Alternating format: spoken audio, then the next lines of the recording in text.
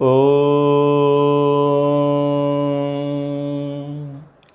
विश्वानि देव सवितर्दुरितानि परासुव यद्भद्रं तन्यासुव यद्भद्रं तन्यासुव। महाभारत अश्वमेधिक पर्व। आज की कक्षा में अश्वमेध यज्ञ पर विचार किया जाएगा कि अश्वमेध यज्ञ किस प्रकार से हुआ।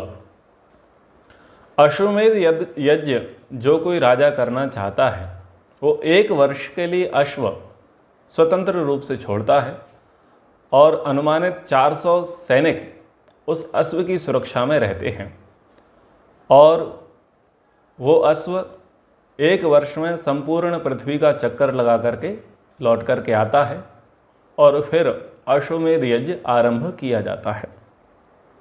तो यहाँ पर हस्तिनापुर में महाराज युधिष्ठिर अश्वमेध यज्ञ करने के लिए उपस्थित हैं। अश्वमेध यज्ञ का अश्व छोड़ दिया गया है और उनको सूचना मिलती है माघ मास की द्वादशी शुक्ल पक्ष को कि अर्जुन लौट करके आ रहे हैं। ऐसा उनको गुप्तचरों के माध्यम से सूचना मिलती है। जब सूचना मिलती है तो भीमसेन एक्टिव कर दिए जाते हैं और उनको दायित्व दे दिया जाता है कि अब माघ मास की पूर्णिमा आने वाली है और केवल फाल्गुन मास बीच में बचा हुआ है। चैत्र मास की पूर्णिमा को अश्वमेध यज्ञ होना है। तो इसमें मैं आपको एक बात बता दूं, वाल्मीकि रामायण में भी और महाभारत में भी चंद्रमास को स्वीकारा गया है। इस बात को ध्यान रखिएगा क्योंकि वाल्मीकि रामायण उत्तर भारत की है और महाभारत भी उत्तर भारत का है। अगर उत्तर और दक्षिण भारत में आप नापते हैं तो वैसे ऐसे तो नहीं नापना चाहिए। तो इस क्षेत्र में सदा से ही ये परंपरा चली आई है कि चंद्रमासों को माना गया है। चंद्रमास का अर्थ होता है पूर्णिमा से महीना मानना और सौर मास का मतलब होता है अमावस्या से महीना मानना। चैत्र शुक्ल पक्ष प्रतिपदा से लेकर के चैत्र अमावस्या तक जो पूरा महीना है, यानी अमावस्या पर पूरा महीना मानने का कार्य जो है वो महाराष्ट्र में चलता है, गुजरात में चलता है और दक्षिण के राज्यों में चलता है। ठीक है। और पूर्णिमा से महीना आरंभ मानना यानी कृष्ण पक्ष प्रतिपदा से महीना मानना आरंभ करना और शुक्ल पक्ष पूर्णिमा में जाकर के वहाँ पर भी महीना की इतिश्री होती है। तो चंद्रमास और सौर मास 2 प्रकार के मास चलते हैं। तो यहाँ पर चंद्रमास का वर्णन किया गया है, यानी वो माघ मास की पूर्णिमा को कह रहे हैं, फिर फाल्गुन की पूर्णिमा कह रहे हैं, फिर चैत्र पूर्णिमा कह रहे हैं। ठीक है। तो यहाँ चंद्रमासों का वर्णन आया हुआ है। तो उन्होंने कहा कि भाई आप अब एक्टिव हो जाइए और अश्वमेध यज्ञ करने के लिए भूमि का चयन करना चाहिए। तो भीम अर्जुन के आगमन की सूचना पाकर के अत्यंत प्रसन्न हैं।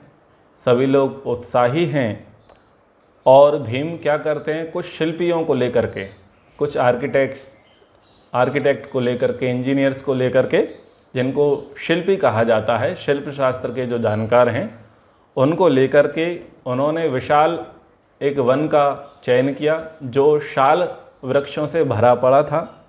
एक सुंदर वन को उन्होंने चारों ओर से नपवाया और नपवा करके वहाँ पर बहुत अच्छी यज्ञ वेदी बनाने के लिए दायित्व दिया गया। उस भूमि में सैकड़ों महल बनवाए गए थे जिनके फर्शों पर उत्तम कोटि के रत्न जटित थे। वहाँ यज्ञशाला सोने के द्वारा बनाई गई थी। सोने और रत्नों से उसको सजाया गया था। उसका निर्माण शास्त्रीय विधि के अनुसार किया गया। अब यहाँ पर कुछ आपसे कहना चाहता हूँ कि माघ पूर्णिमा यहाँ पर समाप्त हो चुकी है और फाल्गुन मास है और चैत्र मास में अश्वमेध यज्ञ होना है।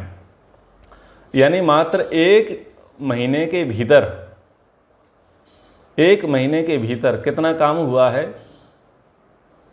एक विशाल वन में जाकर के जो साल वृक्ष से भरा है उस वन को साफ कराया गया है और वहाँ पर चौकोर भूमि का नाप करके एक विशाल यज्ञशाला बनवाई गई है। उस यज्ञशाला में अतिथिशाला बनाई गई है। अतिथिशाला यानी देश देशांतर से जितने भी राजा लोग आएंगे उन सब के निवास करने के लिए वहाँ महल बनाए गए हैं। ठीक है। और वहाँ जो फर्श है, जो सड़क है, वो सड़क रत्न जटित है, यानी बहुमूल्य रत्न उस सड़क पर लगाए गए हैं। और उसकी जो डेकोरेशन है प्रत्येक महल की और यज्ञशाला की जो डेकोरेशन है वो स्वर्ण की प्रधानता के साथ है। यानी 1 महीने में इतना बड़ा कंस्ट्रक्शन वहाँ पर हुआ, इतना बड़ा निर्माण वहाँ पर कार्य हुआ, तो कितनी द्रुत गति से वहाँ पर कार्य हुआ होगा उस काल में, यह अद्भुत है। तो वहाँ पर स्वर्ण में विचित्र खंबे बनाए गए, बड़े बड़े तोरण यानी फाटक बनाए गए।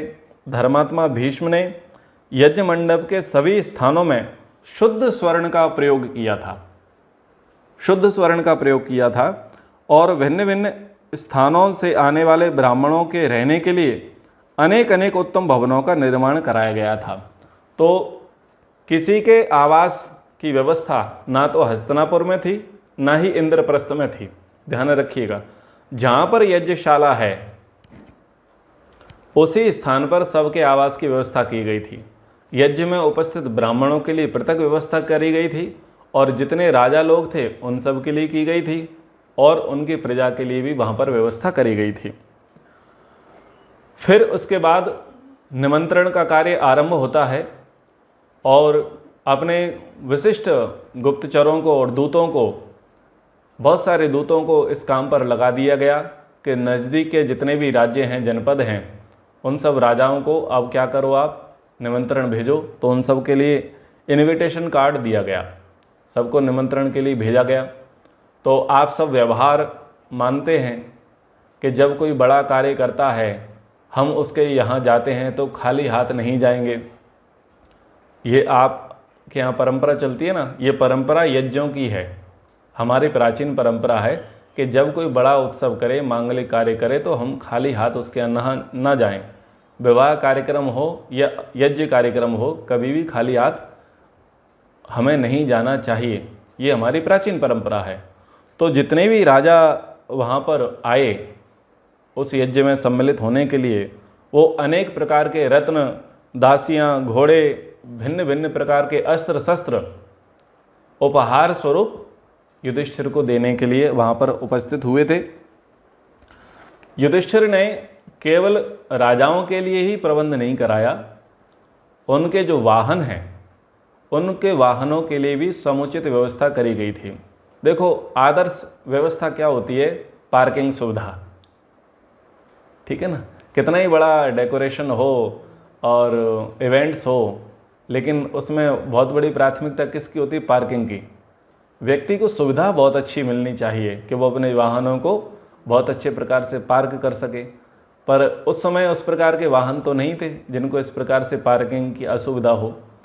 तो उस समय तो चेतन वाहन अधिक थे, यानी हाथियों के वाहन, घोड़ों के वाहन और वायुयान आदि ये भी थे।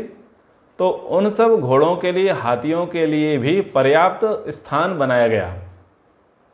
और स्थान में क्या रखा गया, पशुओं को चरने के लिए जो भी सामग्री होती है उसके भी घर भर दिए गए थे, उसके भी कई मकान भर दिए थे। भूसे से, घास से, खली से जो जो पशु खाते हैं उन पशुओं को खाने के लिए पर्याप्त चारा और इसके साथ उनको भ्रमण करने का स्थान, पशुओं को भ्रमण करने का स्थान भी उपलब्ध कराया। ऐसा नहीं कि पशु आ गए तो एक जगह पर बंद ही रह गए हैं, तो उन सब की सेवा शुश्रूषा की भी व्यवस्था करी गई। तो ये एक आदर्श स्थिति होती है कि आप व्यक्ति को बुला रहे हैं, व्यक्ति को मान सम्मान दे रहे हैं, लेकिन उसके वाहन को भी आप उतना ही आदर सम्मान दे रहे हैं। तो इतना सारा हुआ और वहाँ पर बहुत सारे ब्राह्मण यानी गुरुकुलों के आचार्य अपने विद्यार्थियों के साथ, ब्रह्मचारियों के साथ उस अश्वमेध यज्ञ में वहाँ पर पधारे थे। उस अश्वमेध यज्ञ में बहुत सारे राजाओं का स्वागत सत्कार होने के पश्चात वृष्णिवंशियों में श्री कृष्णचंद्र जी हैं, बलदेव जी हैं, सात्विकी जी हैं, प्रद्युम्न जी हैं, गद हैं, निषठ हैं, शाम्ब हैं, कृतवर्मा हैं आदि मुख्य व्यक्तियों के साथ बहुत सारे लोग वृष्णिवंशी वहाँ पर पधारे और उनको भी आदर सत्कार के साथ स्थान उपलब्ध कराया गया। श्री कृष्ण जी की भेंट युधिष्ठिर से होती है और युधिष्ठिर से श्री कृष्ण जी वार्ता करते हैं कि हमने सुना है कि अर्जुन थक गए हैं तो उनको विश्राम की आवश्यकता है, इसलिए जब वो आएँ तो पहली प्राथमिकता ये दी जावे कि उनको विश्राम कराया जाए, क्योंकि वो युद्ध करके आ रहे हैं, सब ओर से घूम करके आ रहे हैं। तो जब ये पता चला कि अब अर्जुन नगर में प्रवेश करने के लिए ही उपस्थित हो गए हैं तो एक अद्भुत कोलाहल, अद्भुत उत्साह पूरे नगरवासियों में हो गया, क्योंकि अपने आप में एक बहुत बड़ी बात थी कि एक व्यक्ति 1 वर्ष से बाहर है और अनेक देशों में जिसने भ्रमण किया है, अनेक राजाओं से जिसने युद्ध किया है और बहुतों को परास्त किया है और इनवाइट करके आया है, पूरी पृथ्वी का चक्कर लगा करके आया है, क्योंकि सारा का सारा अश्वमेध यज्ञ का दारोमदार किस पर था? अश्व पर और अर्जुन पर। यदि वो लौट करके ना आए तो अश्वमेध यज्ञ ना हो पाए। तो सोच करके देखिए कि आपका कोई महत्वपूर्ण व्यक्ति हो और उस महत्वपूर्ण व्यक्ति पर ही आपके पूरे कार्यक्रम की आधारशिला हो, आपके कार्यक्रम की रीढ़ की हड्डी हो, और अगर उस व्यक्ति का आपको समाचार ना मिले तो आप किंग कर्तव्य विमूढ़ बने रहोगे। यानी आपको कुछ भी समझ में नहीं आएगा कि क्या प्लानिंग करें, किस प्रकार से करें। लेकिन जब आपको उसके सकुशल आने की सूचना मिलती है तो आपके अंदर उत्साह भी आता है और आप शीघ्रता से एक्टिव भी हो जाते हो कार्य करने के लिए। तो बस यही स्थिति यहाँ पर थी। उनका बढ़िया स्वागत किया गया, वेलकम किया गया अर्जुन का, क्योंकि पृथ्वी का चक्कर लगा करके वो आ रहे हैं, सकुशल अश्व को लेकर के आ रहे हैं। सब लोग उनकी भूरी भूरी प्रशंसा करते हैं और कृष्ण जी, युधिष्ठिर जी दोनों धृतराष्ट्र जी को आगे करके अर्जुन का स्वागत करते हैं। तो स्वागत की परंपरा यही होती है कि जो बड़ा व्यक्ति होता है उसको पहले आगे कर देना चाहिए। तो बड़ा व्यक्ति है धृतराष्ट्र हैं और फिर उसके पीछे युधिष्ठिर हैं और कृष्ण जी हैं, अन्य सब लोग हैं। अर्जुन आते हैं और चरण स्पर्श करते हैं धृतराष्ट्र के, युधिष्ठिर के, भीम को अभिवादन करते हैं और कृष्ण जी से गले मिलते हैं। तो इतना सारा सम्मान होता है। इसी बीच बब्रुवाहन भी अपनी दोनों माताओं के साथ वहाँ पर आता है। माता कुंती से मिलता है, माता गांधारी से मिलता है और सबके साथ मिलकर के वह भी अपना स्थान सुरक्षित कर लेता है। तो इतनी स्थितियाँ वहाँ पर यज्ञ की हुई। अब यज्ञ के प्रसंग को कहते हैं, जो व्यास जी ने बातें कहीं उसको मैं आपको बताता हूँ। व्यास जी कहते हैं कि तुम्हारे इस यज्ञ में किसी बात की कमी नहीं रहेगी, किसी भी अंग से हीन न होने के कारण यह यज्ञ अहीन सर्वांग पूर्ण कहलाएगा। इसमें सुवर्ण नामक द्रव्य की अधिकता रहेगी, अतः यह यज्ञ बहुसुवर्णक नाम से प्रसिद्ध होगा। तो एक आश्वासन वहाँ पर दिया जाता है, क्योंकि यज्ञ के ब्रह्मा कौन हैं? वेद व्यास जी यज्ञ के ब्रह्मा हैं और उन्होंने कहा कि आपके इस यज्ञ में किसी प्रकार की कोई कमी, कोई न्यूनता नहीं रहेगी। चूँकि स्वर्ण की प्रधानता है इसलिए इसको बहुस्वर्णक यज्ञ भी कहा जाएगा। और एक समझाइश पितामह अपने व्यास जी इनको देते हैं कि यज्ञ के प्रधान जो कारण हैं वो ब्राह्मण हैं। तो ब्राह्मणों को आप 3 गुनी दक्षिणा देना। सामान्य रूप से जो व्यक्ति दक्षिणा देता है तो सामान्य से भी आप 3 गुना दक्षिणा देना। यानी इस अश्वमेध यज्ञ में जितनी जितनी दक्षिणाएं देने की परंपरा रही है उस परंपरा को तोड़ते हुए आप उन सभी ब्राह्मणों को तिगुनी दक्षिणा देना। इससे क्या होगा? बोले इससे तुम्हें 3 गुना फल की प्राप्ति होगी, 3 गुना फल की प्राप्ति होगी। देखो यहाँ पर एक बहुत अच्छा मनोविज्ञान भी है कि आप किसी के यहाँ जा रहे हैं, किसी का कोई कार्य कराने के लिए जा रहे हैं, तो आपको पता है कि उस कार्य में कितनी दक्षिणा मिलती है, ठीक है। लेकिन आपको आशा से अधिक मिल जाए और 3 गुना मिल जाए तो आपकी खुशी का कोई पारवारा नहीं रहता है, आप बहुत ज़्यादा प्रसन्न हो जाते हो। जब आप अत्यधिक प्रसन्न होते हो तब आप अच्छे भाव यजमान के प्रति व्यक्त करेंगे या सामान्य रहेंगे? आप बहुत अच्छे भाव, बहुत ज़्यादा आशीर्वाद, बहुत ज़्यादा शुभकामनाएं यजमान को प्रदर्शित करेंगे। तो बस वो यही कह रहे थे कि यदि आप 3 गुना दक्षिणा दोगे तो इसी यज्ञ का आपको 3 गुना लाभ मिल जाएगा, क्योंकि मूल बात होती है आशीर्वाद। आप कुछ भी कार्य करो, उस कार्य में कार्य आपका एक तरफ और आशीर्वाद एक तरफ। आप अपने ब्राह्मण के द्वारा, पुरोहित के द्वारा, आचार्य के द्वारा, ब्रह्मा के द्वारा आप कोई भी कर्मकांड करा रहे हैं, कोई भी अनुष्ठान करा रहे हैं, तो उनके आशीर्वाद की महत्ता विशेष है। तो आशीर्वाद जितनी प्रसन्नता के साथ निकलता है उतना ही हमारे लिए लाभकारी होता है। और महर्षि मनु जी क्या कहते हैं? चत्वारि तस्य वर्धन्ते आयुर्विद्या यशोबलम। जो व्यक्ति अपने सम्माननीय जनों को प्रणाम करता है उसके आयु, विद्या, यश और बल की बढ़ती होती है।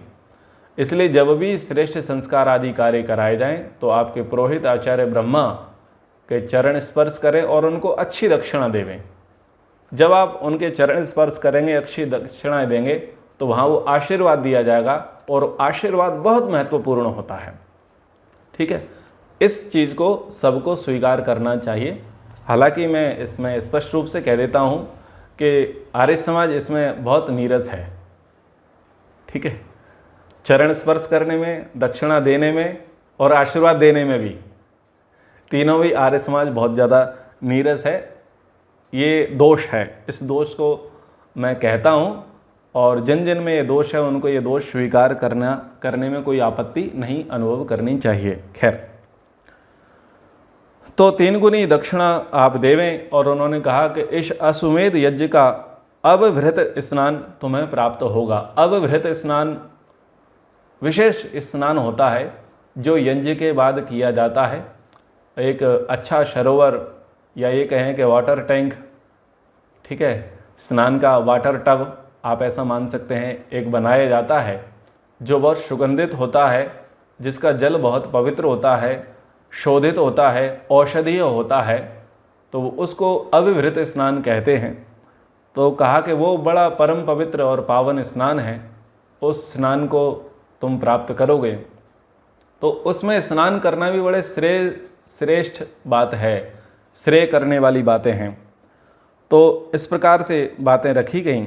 तब राजा युधिष्ठिर ने बहुत से अन्न की दक्षिणा से युक्त तथा संपूर्ण कामना और गुणों से संपन्न उस अश्वमेध नामक यज्ञ का अनुष्ठान आरंभ किया।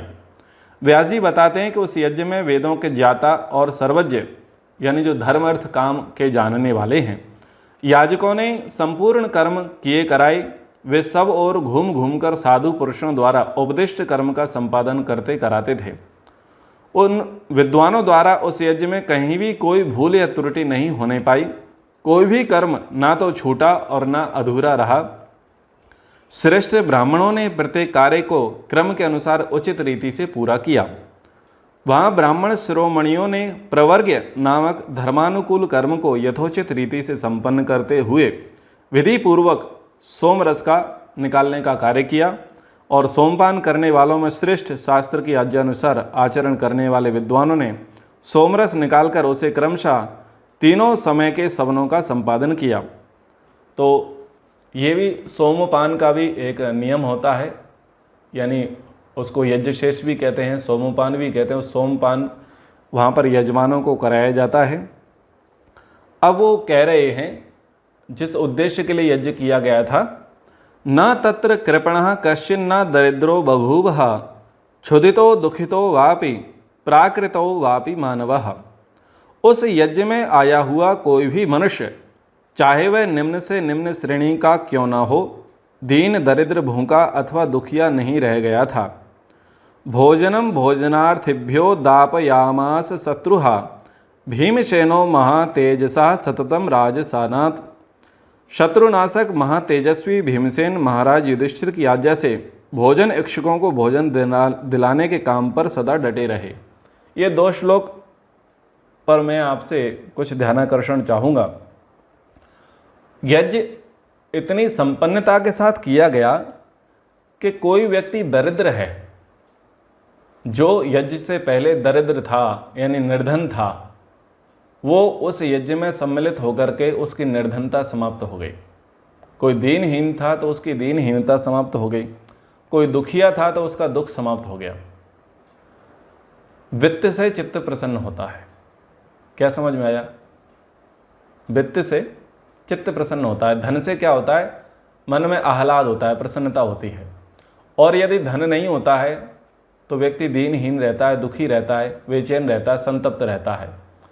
तो उस यज्ञ को ऐसा नहीं है केवल ब्राह्मणों के लिए किया गया हो, शूद्र से लेकर के जो दुजाति है, अति शूद्र है, वहाँ से लेकर के ब्राह्मण श्रेष्ठ तक सबकी झोलियाँ भर दी गई थीं। क्या स्त्री, क्या पुरुष, क्या शूद्र, क्या आर्य, क्या अनार्य, सबके लिए वहाँ पर भरपूर सुविधा उपलब्ध कराई गई थी। उस यज्ञ के पश्चात उस राज्य में कोई भी व्यक्ति गरीब नहीं रहा। उस यज्ञ के पश्चात उस राज्य में कोई भी व्यक्ति भूखा नहीं रहा, दीनहीन नहीं रहा। जिसको जो जो रिक्वायरमेंट थी वो रिक्वायरमेंट पूरी करी गई। जैसे कि सरकार के दरबार लगते हैं, मंगलवार को दरबार लगते हैं ना, कलेक्टर बैठता है, एसडीएम बैठता है, तहसीलदार बैठता है, पटवारी बैठता है और पब्लिक आती है, अपनी गुहार लगाती है। ये दरबार भी वहाँ पर लगा। क्योंकि ये बातें मैंने इसलिए कही ताकि आपको प्रसंग समझ में आ जाए। यज्ञ के बाद दरबार बंद नहीं हुआ, सब प्रजाजनों की समस्याओं को सुना गया और जिस जिस व्यक्ति की जो जो रिक्वायरमेंट थी उस रिक्वायरमेंट को पूरा किया गया। किसी के पास घर नहीं है, घर दिया गया। किसी के पास पशु नहीं है, पशु दी गए। ठीक है, किसी के पास धन नहीं है, धन दिया गया। किसी का आरोग्य है तो उसके लिए स्वास्थ्य की व्यवस्था करी गई। किसी के पास सेवक का अभाव है तो सेवक दिया गया। कुछ वृद्ध माता पिता हैं, वृद्ध लोग हैं, उनकी सहायता करने वाला कोई नहीं है तो उनके लिए व्यवस्था करी गई। कुछ लोग धनहीन हैं, भूमिहीन हैं, उनको भूमि का प्रबंध कराया गया। किसी भी वर्ग को छोड़ा नहीं गया, ब्राह्मण को, वैश्य को, क्षत्रिय को, शूद्र को, चारों वर्णों को वहाँ छोड़ा नहीं गया। उस यज्ञ में प्रत्येक वर्ण की जो भी समस्याएं थीं उन समस्याओं का समाधान किया गया। ये काम हुआ उस अश्वमेध यज्ञ में। केवल ऐसा नहीं है कि भोजन कराया गया सभी को और दक्षिणा दी गई हो और बधाइयाँ बांटी गई हों, केवल इतना मात्र वहाँ पर नहीं हुआ।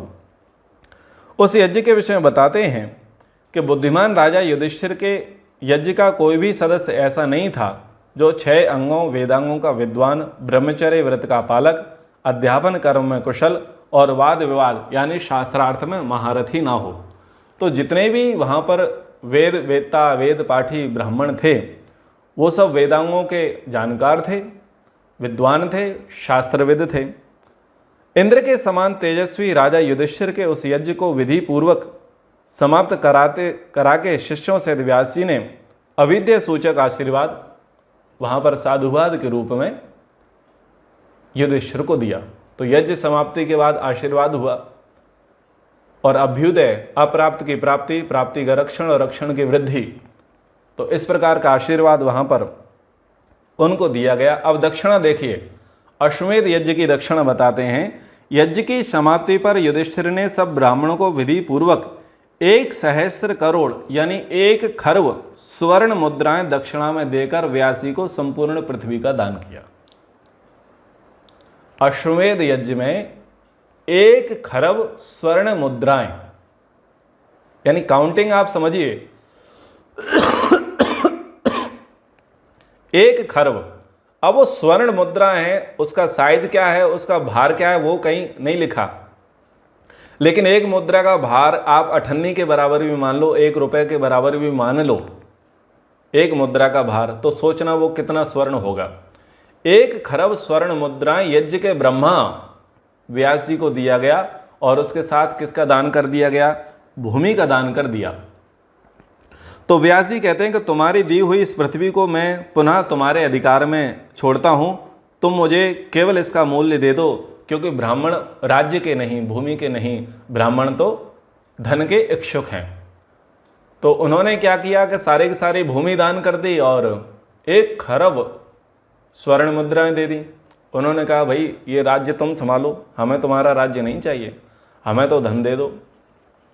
अब आप ये सोचो, आज के लोग सब ये सोचें, इतने सारे धन का ब्राह्मण क्या करेंगे? सबसे बड़ी बात विचारणीय है। 1 खरब स्वर्ण मुद्राएं व्यास जी को मिली और प्राचीन यज्ञों में जो राजा जनक कराते थे, याज्ञवल्क्य जी ने कराए, बहुत सारे जो राजा हुए, चक्रवर्ती राजा हुए, वो बहुत सारी गौएं, बहुत सारी भूमि और बहुत सारा स्वर्ण यज्ञ में दक्षिणा स्वरूप ब्राह्मणों को दिया करते थे। लेकिन प्रश्न यही उपस्थित होता है कि इतने धन का करेंगे क्या?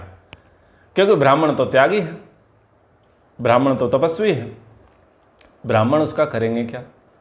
ब्राह्मण ज़्यादा निष्प्रिय रहते हैं, यानी ज़्यादा आभूषण नहीं धारण करते। कोई भी ब्राह्मण श्रृंगार वाला नहीं मिलेगा। आप जितना भी टेलीविज़न में ब्राह्मणों को देखो, आपको ऐसा नहीं मिलेगा कि कानों में कुछ पहन रखा है सोने का, गले में कुछ सोने का लटका रखा है, उंगलियों में कुछ सोना पहन रखा है, ब्रेसलेट पहन रखी है। ऐसा कोई ब्राह्मण आपको नहीं मिलेगा। आपको क्या मिल जाएगा?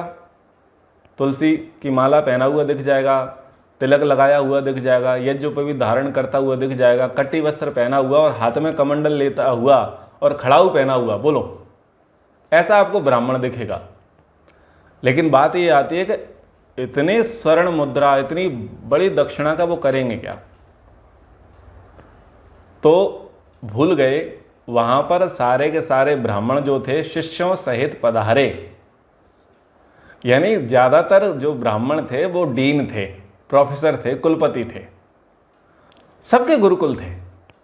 गुरुकुल कैसे चलेगा? आश्रम किससे चलेगा? आश्रम धन से चलेगा। बिना धन के आश्रम नहीं चलेगा। वहाँ रोगी भी होंगे, वहाँ भवन भी बनाने हैं, वहाँ उनके लिए सुविधाएं भी देनी हैं। अब बात ये आएगी कि भाई इतने धन का क्या करोगे? तो बात ये भी तो है कि दक्षिणाएं कौन सी रोज मिलती हैं? ऐसे अश्वमेध यज्ञ, राजसूय यज्ञ भी कौन से रोज हो रहे हैं? वो तो सदियों में होते हैं। दशकों में कोई कर दे तो कर दे, अन्यथा तो नहीं होता। तो ऐसे बड़े बड़े उपक्रम होते नहीं हैं। तो जो दक्षिणाएं ब्राह्मणों को मिला करती थीं, उनका जीवन में क्या कहते हैं कि सादा जीवन उच्च विचार। तो उनके सादे जीवन में कोई परिवर्तन नहीं आता था। वो भोग विलास का जीवन नहीं जीते थे। पर चूंकि उनको गुरुकुल चलाने हैं, गौशाला चलाने हैं, यज्ञ करने हैं, वो सब धन से आएगा। बिना धन के गुरुकुल नहीं चल सकता, बिना धन के गौशाला नहीं चल सकती, बिना धन के यज्ञ नहीं हो सकता, और बिना धन के ब्रह्मचारियों का लालन पालन संभव नहीं है। क्या गृहस्थियों का बिना धन के संचालित हो जाएगा? गृहस्थियों का नहीं होता तो क्या ब्रह्मचारियों का नहीं होगा? तो ब्रह्मचारियों को भी आवश्यकता पड़ती है। इसलिए वहाँ जितने भी आचार्य वहाँ पर आए, ब्राह्मण आए, ये कमी सब लोग कर देते हैं। इस बात को कोई भी वक्ता नहीं बोल पाता है कि याज्ञवल्क्य आए, पैल आए, जैमिनी आए, जितने भी ऋषि आए, वो ऋषि आ गए शिष्यों के साथ। भाई क्या ऋषि आ गए? आप खोज करके देखो, वो सबके सब डीन, प्रोफेसर, कुलपति वाले रैंक के लोग हैं और हजारों ब्रह्मचारी उनके यहाँ पढ़ते हैं। उन हजारों ब्रह्मचारियों का लालन पालन कौन करेगा? 8 वर्ष का कोई भी बच्चा राज्य में नहीं रहता था। जिसका जितना बड़ा राज्य, उस राज्य का उतना बड़ा गुरुकुल। जैसे गांव का स्कूल छोटा होगा, तहसील का स्कूल बड़ा होगा और जिले का स्कूल बहुत बड़ा होगा, क्योंकि आबादी के अनुसार स्कूल बड़े होंगे, उसका इंफ्रास्ट्रक्चर बड़ा होगा। बस ऐसी ही व्यवस्था वहाँ पर थी। छोटे राज्य हैं तो छोटे गुरुकुल हैं और बड़े राज्य हैं तो बड़े गुरुकुल हैं। तो फिर ये तो किससे सटा हुआ है? हस्तिनापुर है, राजधानी है। तो राजधानी में अगर कोई डीन प्रोफेसर आएंगे तो वो दक्षिणा कैसे लेंगे? बोलो, उनकी दक्षिणाएं तो अद्भुत ही होंगी। तो ये बातें आपके संज्ञान में आवें, इसलिए ये बातें आपके लिए कहीं। अब चूंकि उल्लास होता है, उत्साह होता है, उमंग होती है और सत्वगुण का उभार होता है, तो उसका किस प्रकार से प्रभाव पड़ता है, उस प्रभाव को मैं कहता हूँ। अश्वमेध यज्ञ जब हुआ, संपन्न हुआ, तो युधिष्ठिर प्रसन्न होकर के कहते हैं कि अश्वमेध नामक महायज्ञ में पृथ्वी की दक्षिणा देने का विधान है। कौन कह रहा है? युधिष्ठिर कह रहे हैं। अतः मैंने अर्जुन द्वारा विजित यह संपूर्ण पृथ्वी ऋत्विजों को दे दी है। अब मैं वन में चला जाऊंगा। आप लोग चातुर्होत्र यज्ञ के प्रमाण अनुसार पृथ्वी के 4 भाग करके इसे आपस में बांट ले। हे द्विज श्रेष्ठो, मैं ब्राह्मणों का धन नहीं चाहता, ब्राह्मणों मेरे भाइयों का भी सदा ऐसा ही विचार है। तो वो प्रसन्न होकर के सत्वगुण का उभार होता है, तो वहाँ पर व्यक्ति बहुत अच्छी कमिटमेंट कर लेता है, बड़े प्रसन्न होते हैं। बोले अश्वमेध यज्ञ में तो धरती के दान का विधान है, और मैं सारी धरती जो अर्जुन के द्वारा जीत ली गई, वो सारी की सारी धरती ऋत्विजों को देता हूँ, ब्राह्मणों को देता हूँ। ये क्या है? ये है समर्पण भाव, अहंकार भाव नहीं। राजा को ऐसा ना लगे कि भाई मैंने सारी पृथ्वी को जीत लिया है, मैं सबका राजा हूँ, तो उसका समर्पण भाव यही हो कि वो उस जीती हुई भूमि को ब्राह्मणों को दे देवे। और जब वो कहते हैं कि मेरे सब भाइयों का ये भाव है, तो द्रौपदी और अन्य भाई जो हैं वो भी एक स्वर में कहते हैं, और वो कहते हैं कि ब्राह्मणों आप ये धरती संभालो और हम वानप्रस्थ की दीक्षा लेंगे। ऐसी बातें वहाँ पर हुई। तो जब उनके त्याग की बातें वहाँ पर सुनी गई तो सबके रोंगटे खड़े हो गए। बोले कैसा अद्भुत राजा है, बड़े मुश्किल से, बड़े जतन से, बड़े पुरुषार्थ से, बड़े दुख कष्ट उठा करके इसने धरती का साम्राज्य प्राप्त किया, और इसने यज्ञ में सारा का सारा दान कर दिया। तो कृष्ण जी और महर्षि व्यासी वहाँ पर आगे बढ़ते हैं और युधिष्ठिर की प्रशंसा करते हैं। युधिष्ठिर की प्रशंसा करने के बाद कहते हैं कि भाई ऐसा है, आपने बहुत अच्छा किया कि आपने त्याग भाव यहाँ पर रखा, परंतु ब्राह्मणों को भूमि की, राज्य की कभी अभिलाषा नहीं है, आप तो इनके लिए कुछ और दक्षिणा दे दो। तो इस प्रकार की बातें वहाँ पर हुई। तो उन्होंने क्या किया कि सभी ब्राह्मणों को 3-3 करोड़ स्वर्ण मुद्राएं और दी। 3-3 करोड़ स्वर्ण मुद्राएं वहाँ पर सबको दी। और महाराज मरुत के मार्ग का अनुसरण करने वाले राजा युधिष्ठिर ने उस समय जैसा महान त्याग किया, वैसा संसार में कोई नहीं कर सकता। राजा मरुत एक पूर्व में राजा हुए, उन्होंने भी ऐसा ही अश्वमेध यज्ञ किया, और अश्वमेध यज्ञ करने के बाद उसने भूमि ब्राह्मणों को दे दी, और वो ब्राह्मणों ने भूमि वह राजा को पुनः प्रदान कर दी। तो ये एक प्राचीन परंपरा रही है, एक आदर्श परंपरा रही है कि राजा पूरा राजपाट प्रसन्नता में और अवसाद में, दोनों ही परिस्थिति में उसको ब्राह्मण को दे देते थे, और ब्राह्मण कभी उस राजपाट को स्वीकार नहीं करते थे, और राजा को ही उसके लिए नियुक्त कर दिया करते थे। एक राजा बड़े दुखी थे, राजा दुखी रहते थे, चिंतित रहते थे। तो एक सन्यासी महाराज उनके पास आए, उन्होंने कहा कि भाई क्या बात है। राजा कहने लगा कि भगवान, मैं इस राजपाट से तंग आ गया हूँ, लोगों की समस्याएं सुनते सुनते तंग हो गया हूँ, मेरा मानस बिगड़ गया है, चित्त विक्षिप्त हो गया है, और मेरा स्वयं पर संयम नहीं रहा है, मैं परेशान हो गया हूँ इस राज्य संचालन को करते करते। तो स्वामी जी ने कहा कोई बात नहीं, आप राजा हो, मालिक हो, अगर आपसे ये राज्य नहीं संभलता है तो मुझे दे दो। तो तुरंत राजा संकल्प करता है और अपना राज्य उस स्वामी जी महाराज को समर्पित कर देते हैं। स्वामी जी महाराज उस राज्य का अधिकार ग्रहण कर लेते हैं। अब स्वामी जी पूछते हैं कि बताओ तुम करोगे क्या? बोले मैं कुछ कर लूँगा। बोले कुछ क्या कर लोगे ये बताओ। बोले साहब मुझे तो केवल राज्य चलाना आता है, मैंने तो वही शिक्षा ली है, और कोई काम तो मुझे आता नहीं है। तो स्वामी जी बोले देखो ऐसा है कि ये मेरा राज्य है, और मेरा काम है समाधि लगाना, धर्म प्रचार करना, तो मेरे पास नहीं है फुर्सत, और मुझे योग्य कर्मचारी की आवश्यकता है, मुझे योग्य कर्मचारी की आवश्यकता है। बोलो तुम मेरे राज्य में नौकरी करोगे? बोले हाँ महाराज बिल्कुल नौकरी करूंगा। तो बोले मैं तुम्हें राजा का पद देता हूं। राजा का पद स्वीकार कर लिया और सन्यासी महाराज यात्रा पर चल दिए। कुछ वर्ष पश्चात आए, राजा से पूछा बोलो राज्य कैसा चल रहा है? बोले आपके आशीर्वाद से सब कुशल मंगल। राजा से सन्यासी महाराज ने कहा बेटा राजा तो तुम पहले भी थे, राजा तुम अब भी हो, पहले तुम माथा फोड़ते थे, आए तुम कुशल मंगल हो। क्यों कुशल मंगल हो? इसलिए कुशल मंगल हो क्योंकि तुमने इस राज्य को अपना नहीं माना, अपना नहीं माना, इसमें ममत्व नहीं रखा, इसमें राग नहीं रखा, इसमें आसक्ति नहीं रखी, इसलिए तुम्हें दुख नहीं हुआ। तुम तो सेवक बने, तुम्हें लगा कि भाई मेरा थोड़ी ना है राज्य, राज्य तो गुरु जी का है, इसलिए गुरु जी की आज्ञा पालन करनी है, और तुमने बहुत अच्छे से राज्य चलाया। तो वहाँ पर आसक्ति त्याग की शिक्षा दी गई थी। अजातशत्रु एक राजा हुए, जब उनसे एक ब्रह्मवादी ब्राह्मण शास्त्रार्थ के लिए आए, ज्ञान चर्चा के लिए आए, तो उन्होंने पर्याप्त भूमि का दान उन्हें दिया गया। तो ये बड़ी प्राचीन परंपरा रही थी। तो चातुर्होत्र शब्द आपने सुना यहाँ पर, उन्होंने कहा कि आप ऐसा करिए, चातुर्होत्र यज्ञ करिए और 4 भाग करके इस सबको आप बांट लीजिए, धरती को बांट लीजिए, धन धान्य को बांट लीजिए। तो चातुर्होत्र जो होता है, एक यज्ञ को 4 लोग करते हैं, उसको चातुर्होत्र कहते हैं। 4 लोग कौन करते हैं? होता, अध्वर्यु, उद्गाता और ब्रह्मा, ये 4 लोग होते हैं। 4 लोग जो जिस एक यज्ञ को करते हैं उसे चातुर्होत्र कहते हैं। तो व्यास जी ने वो सारी राशि जो दक्षिणा में प्राप्त हुई उसके 4 भाग किए, और 4 भाग करके सब ब्राह्मणों में उन्होंने बांट दिया, और 1 भाग अपने पास उन्होंने रख लिया, क्योंकि वो ब्रह्मा थे। तो ऐसा नहीं है कि उन्होंने दक्षिणा ज़्यादा ली, उन्होंने बराबर बराबर 4 भागों में उस दक्षिणा को ब्राह्मणों में बांट दिया गया। जब व्यास जी के पास स्वयं का भाग आया, एक हिस्सा आया, तो उस एक हिस्से को उन्होंने अपनी बहू कुंती को सौंप दिया। बोले ये दक्षिणा मैं तुम्हें समर्पित करता हूँ। कुंती को जब दक्षिणा का भाग मिला तो कुंती बड़ी प्रसन्न हुई कि मेरे ससुर ने कितनी उत्तम कृपा की, और यज्ञ की उत्तम दक्षिणा वो मुझे भेंट कर दी है।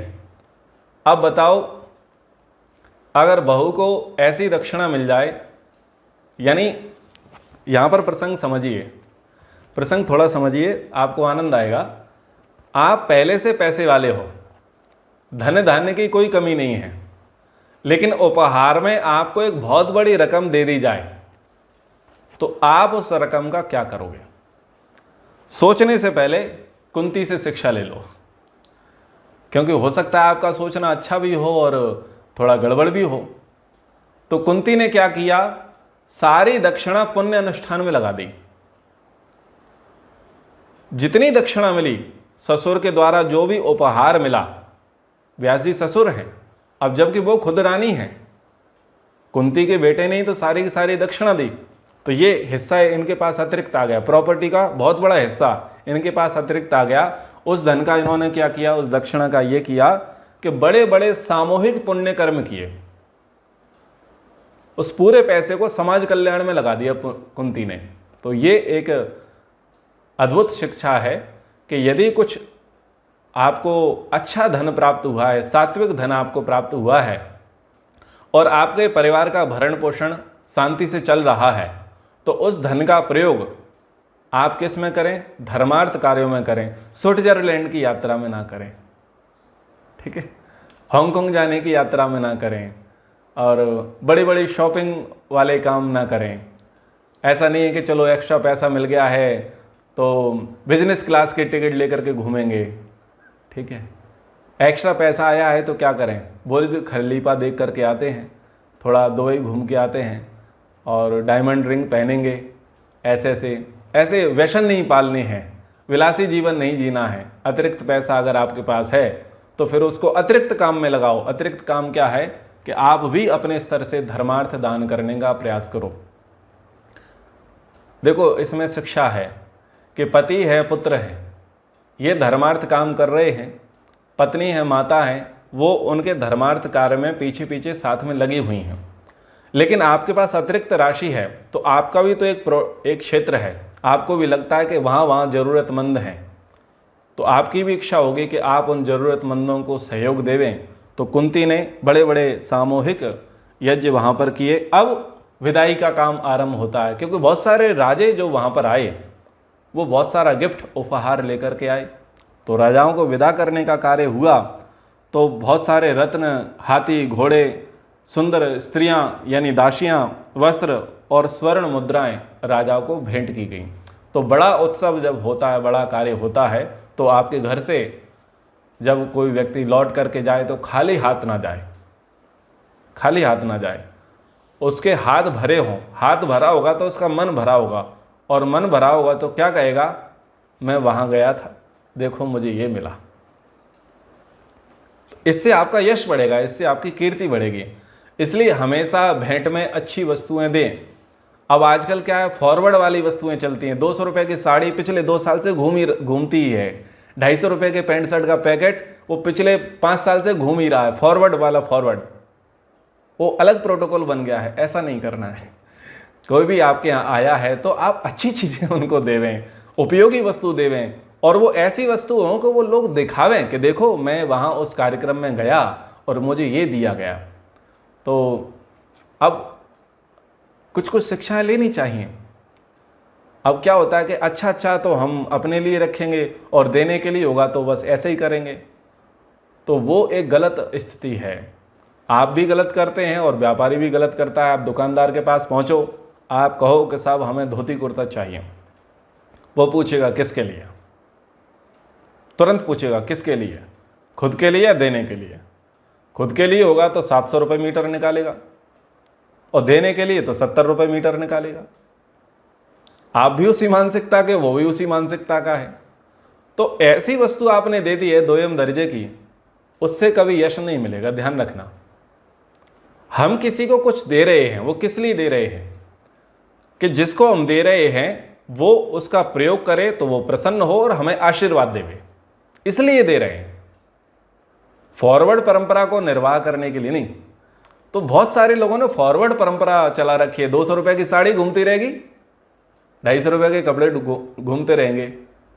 तो ये गलत स्थिति है। जो भी आदरणीय सम्माननीय आपके यहाँ आता है तो आप उसे अच्छी भेंट देवें ताकि आप भी उत्साहपूर्वक देवें। तो वहाँ पर एक बात कही कि सभी को बहुत अच्छी दक्षिणाएं दी गई और जितने भी लोग थे उनको बहुत आदर सत्कार किया गया।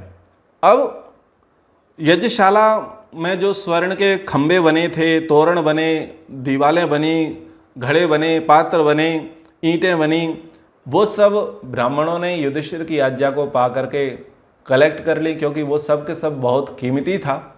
और उनसे कुछ बच गया तो बहुत सारे क्षत्रियों ने, वैश्यों ने, शूद्रों ने, मलिच्छ जाति के लोगों ने उसको ग्रहण कर लिया। और एक बड़ी बात ये रही कि किसी को भी देने में ईर्ष्या किसी के अंदर नहीं थी। होता क्या है कि जब आप देते हैं तो आपका परिचित व्यक्ति जो होता है, आपका जो सम्माननीय व्यक्ति जो होता है, उसको तो आप अच्छे हृदय से, अच्छे भाव से आप चीज़ें गिफ्ट करते हैं। लेकिन कुछ लोग ऐसे भी हैं जो आपके अपरिचित हैं अथवा जो आपसे आयु में, धन में, योग्यता में कमतर हैं, ठीक है, अथवा जो आपसे जाति में छोटे हैं, तो आप उन्हें देंगे अभिमान भाव से, ईर्ष्या भाव से, इस प्रकार से देना शुरू कर देंगे। तो यहाँ पर ये बात कही गई है कि वहाँ पर किसी भी व्यक्ति को ईर्ष्या भाव से नहीं दिया गया। शिक्षा मिलती है कि आपने कुछ कार्यक्रम किया है, आप विवाह कर रहे हैं, आप यज्ञ कर रहे हैं, कोई कार्यक्रम का आपने ऑर्गेनाइज किया है, तो आपके यहाँ श्रेष्ठ व्यक्ति भी आएगा और अश्रेष्ठ व्यक्ति भी आएगा, आपका परिचित व्यक्ति भी आएगा और आपका अपरिचित व्यक्ति भी आएगा, आपका सम्माननीय भी आएगा और जो सम्माननीय नहीं होंगे वो भी आएंगे। तो जो अच्छे अच्छे होंगे उनके लिए तो आप सद्भावना व्यक्त करेंगे, लेकिन जो आपको अच्छे नहीं होंगे, आपके लिए अपरिचित होंगे, उनके लिए आप नाक सिकोड़ोगे। तो ये जो नाक सिकोड़ना है वो अश्रेष्ठ कर्म है, वो अच्छा व्यवहार नहीं है। तो ईर्ष्या रहित होकर के उनको भी देना चाहिए। बबरू वाहन आया अपनी दोनों माताओं को लेकर के, तो उसकी भी अच्छी विदा की गई और बहन दुश्शाला आई, जयद्रथ की पत्नी, उनका भी बढ़िया स्वागत सत्कार किया गया। और उनका सबसे बड़ा सत्कार क्या किया गया कि उनके पौत्र को राजा बना दिया गया, उनको राज तिलक करा दिया गया।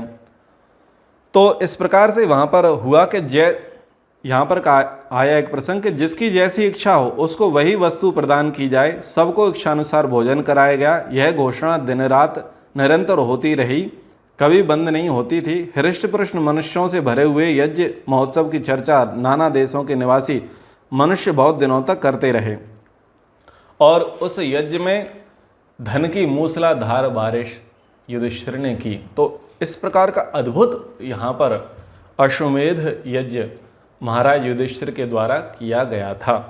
तो अब इस प्रसंग को हम यहाँ पर विराम की ओर लेकर के जाते हैं। यानी धनात् धर्मम तथा सुखम, अच्छा धन प्रभु आपको दे तो बड़ा धर्म कार्य आप करेंगे। जितना जितना धन आपके पास हो उतना उतना धर्म कार्य आप अवश्य करें। तो ये प्रसंग हो गया धन का, कि जितना बड़ा पैसा वाला उसका उतना बड़ा कार्यक्रम। लेकिन क्या कोई निर्धन व्यक्ति धर्म कार्य कर सकता है? कर सकता है। उस प्रसंग को हम अगली कक्षा में सुनेंगे, नेवलय के प्रसंग में, कि यदि कोई धनहीन है तो वो भी धर्म का बड़ा कार्य कर सकता है और वो भी स्वर्ग की प्राप्ति कर सकता है। केवल पैसे वाला ही स्वर्ग की प्राप्ति नहीं करता है। तो वो भी प्रसंग हम अगली कक्षा में सुनेंगे। समय के अनुसार कक्षा को यहाँ पर विराम करते हैं। ओ